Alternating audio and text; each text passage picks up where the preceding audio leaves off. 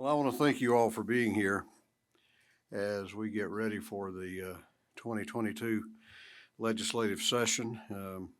I'm going to begin by making some brief opening comments, and then I'll be happy to take your questions. As you may recall, 6 months ago, I announced a $50 million budget proposal on two critical public policy issues: public safety and mental health. When I announced these priorities last summer, I made clear then, as I do today, that these two topics, public safety and mental health, will be my focus for the session that begins Monday. My reasoning for these priorities won't surprise any of you. You have reported on both of these issues and the data behind them now for months. The homicide rate in the city of Atlanta hit its highest point in 20 years. In 2020, 157 murders. Unfortunately, that number was topped in 2021 with 158 murders. We also know that suicides among young people across the state are also up, with some 67 youths having died by suicide in 2021 through November, and that's up from 55 such tragedies in the entirety of 2020. Both public safety and mental health speak directly to the quality of life Georgians enjoy, and they have a profound impact on our families, our communities, and our economy. You will see both budget appropriations and standalone legislation addressing these issues in the coming weeks, and I will speak more in detail on them in my remarks at the Georgia Chamber of Commerce's Eggs and Issues breakfast next week. This upcoming session, we will also look at some issues which I believe are fundamental to our values as a state, such as parental input into a child's education and the rights of law-abiding citizens under the Second Amendment.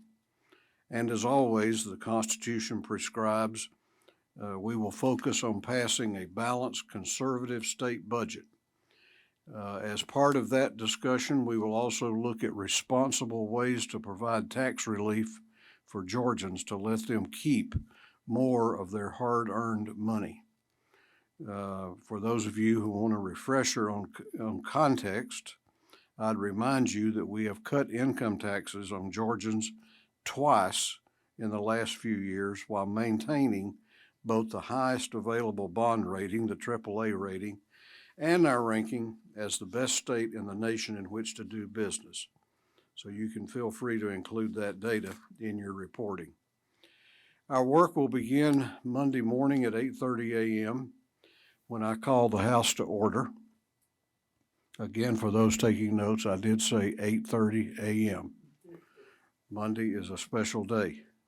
I anticipate we will have a short business session to dispense with necessary formalities. And then Monday night, I look forward to visiting another state. And I look forward to helping bring back on Tuesday the National College Football Trophy to Georgia. I understand that we have a tentative agreement with the Senate to be adjourned on Tuesday, and we will then reconvene on Wednesday both to celebrate the national title and get business underway. One final thing, and I would be remiss if I did not pay tribute to a mentor and dear friend whose legacy we will celebrate later today. Senator Johnny Isakson was a dedicated public servant and a good and decent man. He served our state and nation to the very best of his ability over a long, distinguished career. You all know the impact that he had, whether it was expanding economic opportunity or working to ensure Georgia's children got a great education. He was the best example I knew of civility and collegiality in a political environment that could sure use a healthy dose of both today. This state is better because of Johnny Isakson, and I am better for having known him. I'm also have been made aware that there is an expectation of the largest group of members of the U.S. Senate to ever attend a funeral outside Washington to be present for the Isakson memorial. With that, I'll be happy to take your questions and visit before I head out to the memorial. Who's first? Speaker, Yes, Brian. you said increase parental input. Sorry about that. You said legislation to increase parental input into a child's education. Can you elaborate on that? And will it also include a ban on CRT in that legislation? Could you elaborate on that? Well, the broad goal is to make sure that parents feel like they're in control of their children's lives. This was something that we saw in Virginia. A lot of discussion up there about this whole topic. It includes not only CRT, but many of the other alternative notions of history and other things that are being discussed, if not taught now. And I think it's important that we address those and put up some guardrails so that we don't run into those kind of problems here in Georgia. Yeah, Greg. You told me after the Orange Bowl, you decide on whether or not you'd support the Buckhead City, or at least you'd have a little more detail about your That stance. was before I knew we were going to win. Well, we won, and now we're heading to Indy. But where's your stance on Buckhead right now? Greg, I did say that to you. You got too good a memory. I really haven't thought. I mean, I think about it a lot. Okay, I haven't come to a conclusion. As I have said to some of you before, this is a big decision. This is a big issue. I understand the feelings are intense on both sides. I also understand a large part of why we got to where we are, which was a failure of leadership in City Hall that allowed the crime epidemic to just completely get out of control here in the city and in Buckhead. But at the end of the day, what we do will set a precedent. And it will be a precedent that we'll be called upon to follow, whichever way it goes, in a year or two, or in 5 years, or in 20 years down the road. And I want us to get it right so that, leaders that are here years from now can look back and say that they don't want to do a similar issue the way we did it. So I'm not going to put a time limit on myself anymore. Yes.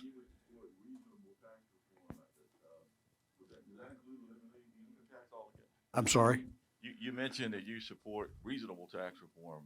Would that include some folks want to eliminate the state income tax altogether? Is that not reasonable? Something less than that would you support? Well, of all the proposals I've heard to eliminate the income tax altogether, I haven't heard of how we're going to make up the gap and what are we going to close and cut to do that. That's become one of those things that sounds good on a bumper sticker or a soundbite or maybe even a campaign ad. But we have to govern. We have to make decisions. I think going at it in an incremental way is a much more desirable way to do it, and that's what I favor. That's how I favor doing it. Frankly, I think that's the responsible way. Yes, ma'am. You mentioned, a income tax cut elimination sounds good on a campaign ad. Are you worried about certain legislation lawmakers will bring that are seeking higher office this session, hindering larger legislative reforms like mental health that you're pushing? Not really, because I don't intend to let it. I think I've been pretty clear about that. We've got some important things to get done. Public safety, mental health, the budget. These are things that I think we can make a difference in the lives of Georgians in doing. I'm not going to be distracted by what other people are doing in their campaigns. As I said before, I respect their ability, obviously, or their right to run and do what they want to do. But I mean, even if it weren't an election year, sometimes we have some pretty silly bills that are introduced here. And I know that many of them or many of the bills, particularly this year, you know, they're designed to get your attention and for you to give them coverage. You know, to the extent that they succeed, I guess they'll keep doing it. But, you know, I've got a job to do and I'm going to do my job. Yeah, Patricia. You haven't mentioned abortion yet. There's some talk among Republicans about introducing a 6-week abortion ban of some sort. Where do you stand on what Georgia has already passed, and is there room in this session, in your opinion, to do anything? Well, what I've said on that issue is that I've been around here for a couple of debates on abortion. One we did back in 13 or 14 with the fetal pain bill, and then more recently in 2019 with the heartbeat bill. There's no topic that we talk about that's more emotionally charged than that. The issue is pending before the U.S. Supreme Court, and so I think that my position is we ought to wait, and we will wait until we get a decision on the Mississippi law, and we can then look at it and see how it impacts what we did in 2019. So I don't intend for that to be on the agenda this session. Hi. Yeah, hey. Will you elaborate some more on what you would like to see in a permitless carry bill? And also, what is your response to people who have concerns about expanding gun access? What was the last part? What do you say to people who are concerned about expanding gun access? You know, permitless carry and constitutional carry, I mean, there are different concepts behind those. You know, it's easy to say you're for constitutional carry till you start fleshing out the details of that, and permitless carry too. I think we have some safeguards in the law that, regardless of which direction we go in, we need to keep. For example, you know, the mental health component of that is something that I don't want to see us chunk that away. I've talked with law enforcement officers about that, and they're very fearful on that. I think we can do an expansion without touching those parts of the current law, that's kind of finding a way to do that is my goal. But I think you're going to find a discussion that's that's going to involve a lot of different ideas, and to then see if we can come to a consensus. Let's go back over here.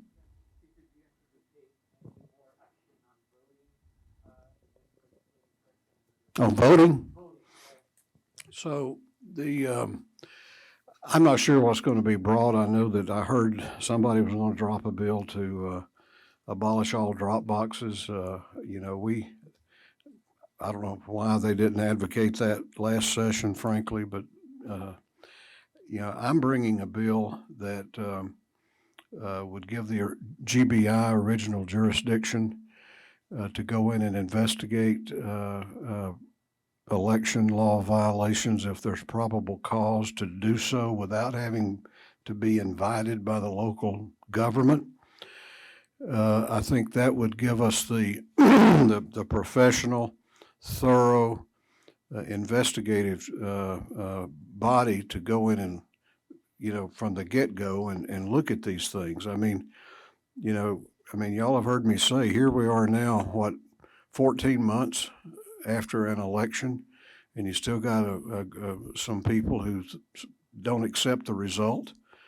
Part of that's due to the fact that we didn't, you know, have an independent, non-political investigation, go in early. Had we had that, I don't think we would be here. Yes, Sandra?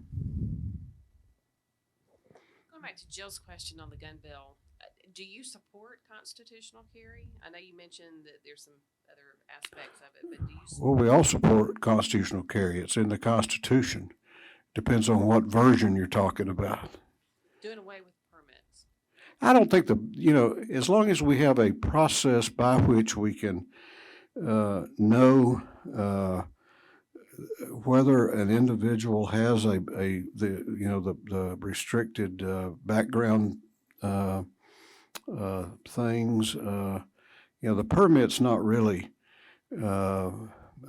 what is a big deal to me, and the fee's certainly not. I mean, years ago when this first came up, people would come to me and say, we shouldn't have to pay to exercise a constitutional right. I said, okay. I said, this year, why don't we just abolish the fee and still go through the permit process? So I think that the substance of what we do is more important than the label we give it or the piece of paper that comes with it. Can I ask another question about Medicaid? Mhm. The two proposals that you guys passed haven't been approved by the Biden administration. Do you feel like you would go back and look at those again? Or I know there's still talk, from Democrats wanting to push the full Medicaid expansion. I know that's being looked at by the executive branch, and I'm not sure whether the better route would go back through the legislature or some kind of an appeal process. I don't know the answer to that, but I don't want to see us give up on that if it's still feasible. Let's come back to you, Patricia. Jeff?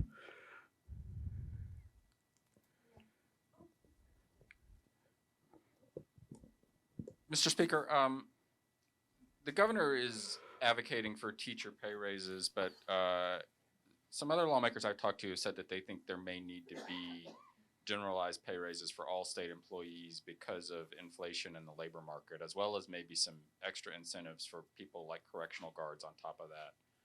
Do you have a position on that yet? Well, I'm trying to keep count of how many groups we're promising pay raises to. And the list gets longer every day. And I know that we're in a fairly good budget situation, but at some point, we are going to run out before we get to everybody, I think. No question but what our teachers need to be paid competitively, but, we've got, prosecutors that have been left out of the pay increase situation over the last few years. Judges are wanting another pay raise. One group I do favor giving a pay raise to is the people who do the work in the trenches in our accountability courts. These are really the unsung heroes of our justice system and our mental health system. The people who are on call 24/7 with clients who are dealing with addictions, and and those people are working for almost nothing. So that's one group that I plan to hopefully take care of them.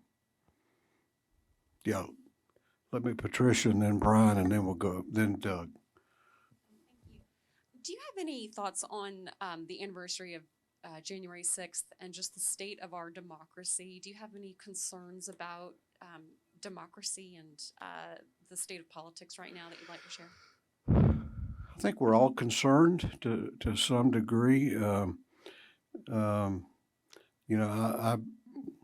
enjoy reading history, and I know we survived a Civil War one time. We've survived a Great Depression. I think we're going to survive this. The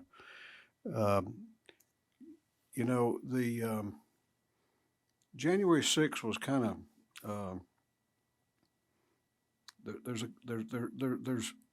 there's fallacies in both sides, in my view.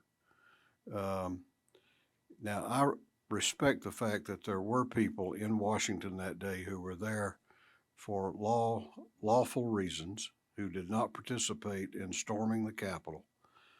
And I don't want to include them in what I'm about to say now.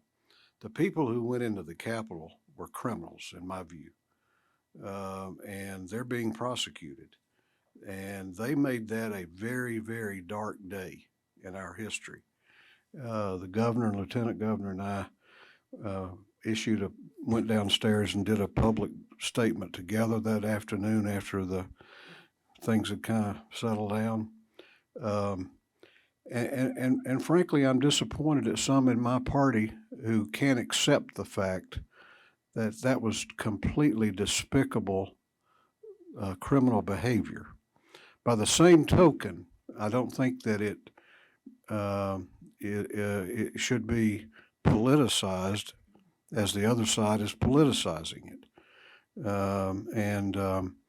You know, what we ought to be doing is letting these investigations run their course. Let's find out what the truth of the matter was. Let the chips fall where they may, and then move on past that. I mean, you know, I've been talking a lot now for months about it's time we start looking through the windshield rather than the rearview mirror. And that's an issue that we need to do that on. Yeah, Brian. Two very quick things. Sure. I'm hearing of a possible proposal to allow retired school teachers to possibly come back out, not out of retirement, but to help fill some of these needs around the state where we have school teachers. And then I have a real quick follow-up on that. Are you in talks, or are you, is that something that may happen? Yeah, I've heard that talked about now for a few years. I haven't heard it any more this year than I have in the past, frankly. Just real quick, and I Sure. don't want to keep going back to constitutional carry, but the governor made a very firm statement yesterday in his press conference, and he said this is a quote, it will be a true constitutional carry. Now, has his office, and I've read your statement, and today has his office sent over to you what they consider a true constitutional carry? Definition. We're in discussions. Let's see, Doug. Thanks, Speaker Ralston. I want to actually follow up on the first question that was asked about CRT, which you described as alternative history, and that there needs to be guardrails in classrooms, I guess, against it. So when you and I were schoolboys, there was a lot of history taught that kind of glorified the lost Southern cause. And a lot of people who want to preserve Confederate monuments. Not all over the state. Okay. All right. I can take you to the North Georgia mountains. Okay. The folks who want to preserve Confederate monuments want to preserve them in order to teach all of history, they say. Is there an argument to be made that CRT advances the cause of teaching children all of history? And if so, why do there need to be guardrails made by the state? I think we can teach them all of history without rewriting the history books. You know, the monument thing is a good example of that. I mean, I know, you know, we've taken monuments down here around Metro Atlanta and around the state. But, you know, I'm reading now they're taking monuments down to Abraham Lincoln, Thomas Jefferson being taken out of New York City Hall. I mean, where does that end? So I think that's kind of part of what I'm talking about here a little bit. You know, you can't judge by, you know, we've come a long way as a nation and as a people, and our thinking is much clearer now, I think, and more so than it was 100, 150, 200 years ago. And so to impose our thought process on those people, I think is a little unfair to them sometimes. And that's really all I have to say about that. Yeah, Ro. Speaker, I wanted to go back to your opening, talking about your priorities, and one of them was mental health. Mm-hmm. What does that look like? Is it legislative? Is it funding for DBHDD? What does that look like when you say you want to address mental health? It's going to be both. You're going to see some budget proposals to expand the capacity for treatment of individuals and to add some additional bed space. And then we have a legislative piece that's going to be a very, very comprehensive bill. We're still working on the bill because one of the pieces to the bill that I think is critical is workforce, frankly. I think to do what we need to do in mental health, we're going to have to incentivize people to want to be trained professionally in that. And, frankly, we've got a shortage of mental health professionals in this state that are available. And we got to work on that problem too. Oh, Jill. You got to pay extra to get 3, okay? Before Jill starts, I will just say we've got time for about 2 or 3 more, so fight amongst yourselves. I'll try to be quick. Electric vehicles. With Rivian coming, do you see the need for legislation that would kind of create a more friendly EV environment in Georgia? For example, expanding the Tesla carve out. There's a bill that would do that. Also, maybe taking another look at the fee for EVs, which some people say is punitive. I met with some. It wasn't quick. I met with some groups yesterday that we talked about that very subject. Obviously part of it is Rivian coming to the state, but not just that. People are driving electric vehicles more, and so they need accessibility to charging stations, and so we're going to have to deal with that, whether they're here or not. But I think the fact that they're here probably adds a little bit more, another layer of urgency on it.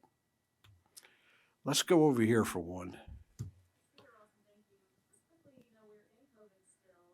Mm-hmm.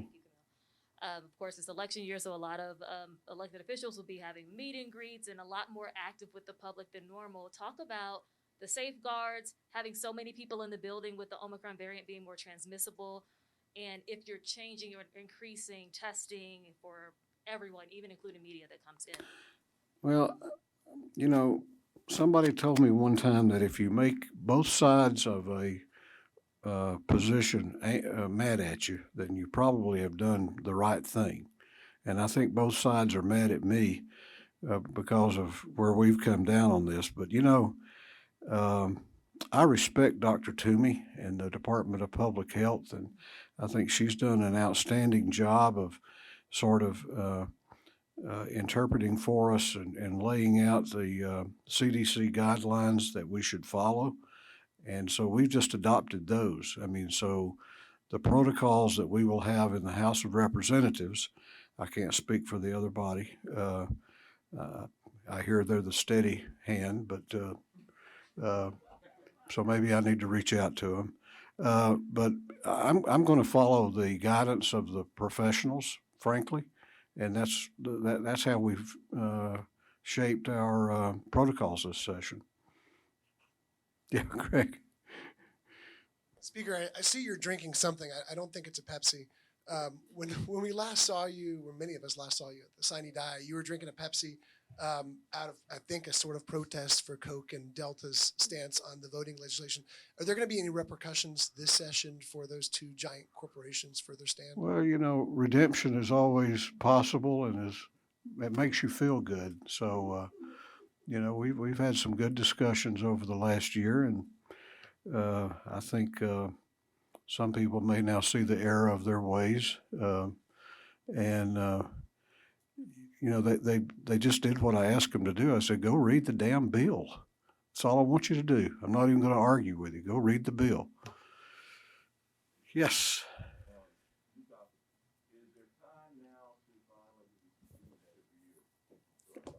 it time to move forward and pass something to do with legalizing gambling and letting people vote on it? And if so, do you prefer maybe just doing sports betting, everything in one fell swoop? There is an appetite this session that I haven't seen before to do something. And I think that the appetite and what I've suggested to the proponents is that, we've tripped coming out of the gate, no pun intended, over the details of this thing for years. And so maybe it's time that we ask the question of Georgians whether they want to expand gaming. And if they say yes, then we sit down and decide, what form it will take, whether it's going to be sports betting, whether it be horses or destination resorts, that kind of thing. But, the details have been the real hang up on this for a number of years now. Yes. Yeah, it's just following up on that. So do you think Georgia has misstepped because we haven't done anything before and that we've maybe missed some money on this? Because you've talked about all the money that you've kind of promised that all of these different groups might want to get raises, everybody from police officers, corrections, mental health professionals. Are we coming a little late when it comes to sports betting or gambling? I don't think so. I mean, we're a big state. I mean, somebody's always going to be the last to get in, but that don't prevent them from getting in. So I don't think that. I mean, had we done it 10 years ago, would we have more money? Sure, but I mean, it is where it is now.